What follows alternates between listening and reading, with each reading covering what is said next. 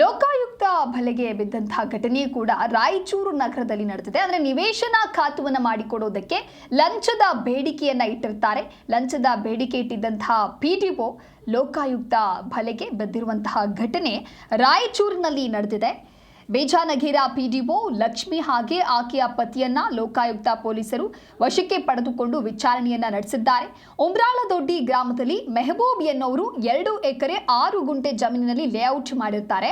ಇದಕ್ಕೆ ಖಾತಾ ಮಾಡಿಕೊಡೋದಕ್ಕೆ 2.5 ಲಕ್ಷ ರೂಪಾಯಿ ಬೇಡಿಕೆಯನ್ನ ಇಟ್ಟಿದ್ರು. ದೂರುದಾರ ಮೆಹಬೂಬ್ ಪಿಡಿಒ ಪತಿಯ ಖಾತೆಗೆ 1.5 ಲಕ್ಷ ರೂಪಾಯಿ ಫೋನ್ ಪೇ ಮೂಲಕ ಹಾಕಿರ್ತಾರೆ. ಬಾಕಿ ಹಣವನ್ನ ಕೊಡೋದಾಗಿ ಹೇಳಿದ್ದಂತ ದೂರುದಾರ ಹಿಂದೆ ಹಣ ಹಾಕಿದ್ದ ಸ್ಕ್ರೀನ್ ಶಾಟ್ಗಳ ಸಹಿತ ಕಂಪ್ಲೇಂಟ್ ಕೊಟ್ಟಿದ್ರು. ಹೀಗಾಗಿ ಲೋಕ ಪೊಲೀಸರು ಪಿಡಿಒ ಮತ್ತು ಅವರ ಪತಿಯನ್ನು ವಶಕ್ಕೆ ಪಡೆದುಕೊಂಡು ವಿಚಾರಣೆ ಮುಂದುವರೆಸಿದ್ದಾರೆ.